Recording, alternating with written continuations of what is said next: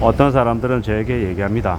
빚이 있어야 된다고. 빚이 있어야 빚에 대한 이자도 갚고 원금도 갚으면서 이 아파트나 부동산을 사서 자산을 늘릴 수 있다라고 얘기합니다.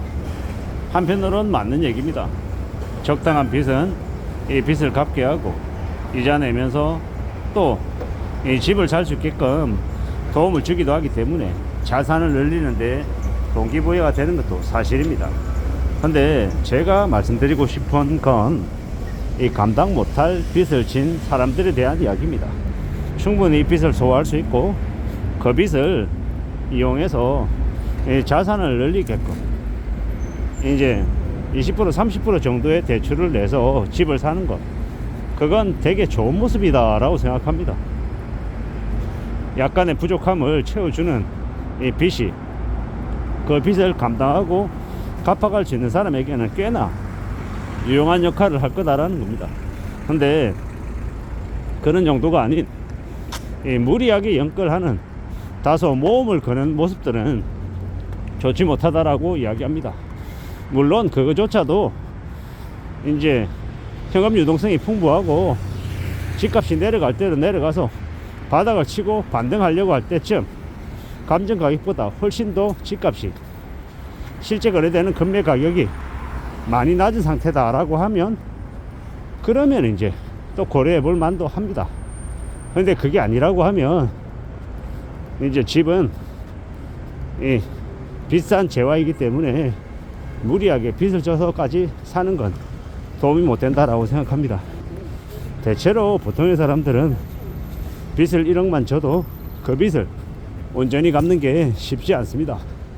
빚 1억도 갚을 수 있는 능력을 가진 사람들은 생각보다 많지 않다라는 겁니다.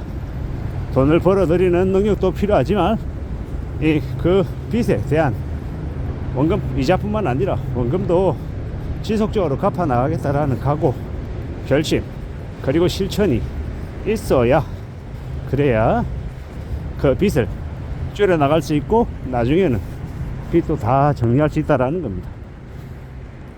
1억도 그렇게 쉽지 않다라는 걸 말씀드립니다. 1억을 모으는 데는 8년 9년 걸린다고 하는데 1억을 갚는 데는 훨씬 더 오랜 기간이 걸리는 게 맞죠. 원금뿐만 아니라 이자도 갚아야 되기 때문입니다.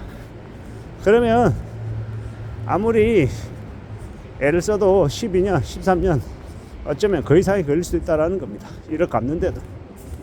그러면 2억은요 훨씬 더 힘들 것이고, 예를 들어 한 4억이다 한 5억이다 대출을 받았다라고 하면 어떻게 되겠습니까? 사실상 보통의 사람들이 평범하게 연봉 4천 5천 받는 사람들이 빚을 4억 5억을 죽을 때까지 갚을 수 있겠습니까? 없겠습니까? 못 갚습니다. 4억 5억 얘기하면 되게 만만하게 쉽게 생각하는 사람들 많은데 결코 쉬운 금액이 아니다라는 겁니다. 그걸 잘 생각해 볼 필요가 있습니다. 우리가 빚 4억 5억을 갚으려면요 원금 갚아야 되죠. 이자 내야 되죠. 그게 1년 2년 5년 10년 안에 해결될 일이냐라는 겁니다. 그럴 수 없다라는 겁니다. 그래서 빚을 쉽게 생각하지 말라고 계속 말씀드리는 겁니다. 빚 쉽게 생각했다가 5억 7억 10억 빚 내면 그냥 죽을 때까지 빚 때문에 살아야 되고 4억 5억도 쉽지 않다라는 이야기입니다. 그걸 쉽게 생각하는 사람들이 함부로 빚을 냈겠죠. 근데 빚을 내는 건 자기 마음대로 할 수 있지만 갚는 건 자기 의지대로 안 된다라는 것. 왜겠습니까? 주택담보대출 30년 40년 걸려서 어떻게 갚냐라는 겁니다. 다들 안 갚는다, 좀 살다가 시세 차익 보고 팔면 된다 이렇게 얘기하는데 그게 결코 쉬운 일이 아님을 잊지 말아야 합니다. 꽤 오래 걸린다라는 거죠. 언론 뉴스 보면 오늘 집 샀는데 몇 달 뒤에 집 팔아서 갑자기 시세 차익이 많이 붙어서 5억씩 8억씩 10억씩 돈 벌 것처럼 얘기하는데 현실은 그렇게 빨리빨리 진행되지 않습니다. 특히나 부동산은 무지하게 오래 걸린다라고 보면 거의 맞습니다. 그런데 쉽게 돈을 벌겠다고요? 그렇게 욕심 부리면 그 욕심 부린 그 욕심의 크기 때문에 더 빨리 무너질 수 있다라고 생각하면 거의 맞습니다. 살아가는 삶의 이 무게가 꽤나 무겁습니다. 특히나 빚 4억 5억은 사실상 죽을 때까지 못 갚는 게 맞다라고 보면 맞습니다. 제가 이 말씀을 왜 자꾸 드리겠습니까? 그만큼 빚 지지 말라는 겁니다. 물론 감당할 수 있으면 괜찮을 수도 있죠. 근데 그 감당할 수 있다라는 게 참 엄청난 능력이 있다라는 이야기하고 똑같습니다. 그러므로 무리하게 함부로 빚질 생각은 하지 말자. 이게 제가 드리고 싶은 이야기입니다. 무리하게 빚졌다가 삶이 되게 이제 흐트러지는 경우가 너무 많기 때문입니다. 너무 많은 이 사람들의 몰락을 생각보다 사람들이 관심 없어 합니다. 돈 번 얘기만 듣고 싶어 하지 돈을 날려먹은 이야기를 안 들으려 하죠. 근데 실제로 우리가 살아가며 얻는 지혜는 어디서 나옵니까? 돈을 잃어버린 실패했던 그런 일들로부터 우리는 교훈을 얻고 또 기회를 찾을 수 있고 실패를 피해 나갈 수 있다는 겁니다.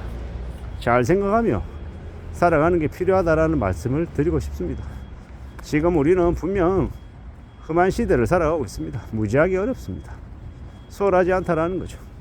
그 수월하지 않은 상황들을 너무 쉽게 너무 만만하게 생각하면 안 되겠다라는 겁니다. 조심해야 되고 대비해야 되고 좀 더 따져봐야 봐야 될 필요가 있는 것 같습니다. 왜 이렇게 우리는 너무 쉽고 만만하게 생각하는 걸까요? 그건 다름 아닌 언론에서 온갖 이렇게 조작과 유혹과 이 부추김이 심하기 때문입니다. 그런 짓거리를 하는 것들이 너무도 많다라는 거. 그래서 더 유의하고 더 조심할 필요가 있겠다라는 겁니다. 어쩌자고 그렇게 무리하게 빚을 졌을까요? 아무 생각이 없는 겁니다. 빚은 잠시 잠깐 자기가 빌렸다가 갚으면 된다라고 그렇게 아무렇지도 않게 생각하는 탓입니다. 잘 생각하고 잘 따져보고 잘 대비하며 지내야 될 겁니다. 산다라는 게 참 쉽지 않다라는 거, 녹록지 않다라는 거, 명심해야 된다라는 겁니다. 그래야 살아갈 수 있습니다. 정신 바짝 차리고 조심하며 지내야죠. 그게 제일 필요한 것 같습니다. 지금의 시대에 빚이 얼마나 무서운지 모르면 인생은 되게 힘들어진다라는 걸 명심하고 살아가야 되겠습니다. 험한 시대를 살아가고 있는 걸 우리는 더욱더 인정하고 어떻게 살지 궁리할 필요가 있는 것 같습니다. 이상입니다.